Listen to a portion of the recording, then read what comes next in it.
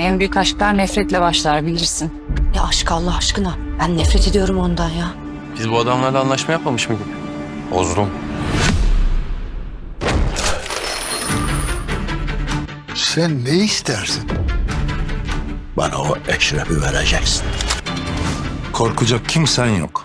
Biz varız. Sana hiçbir şey yapamazlar. Şimdi bu beladan bir an önce kurtulmamız lazım.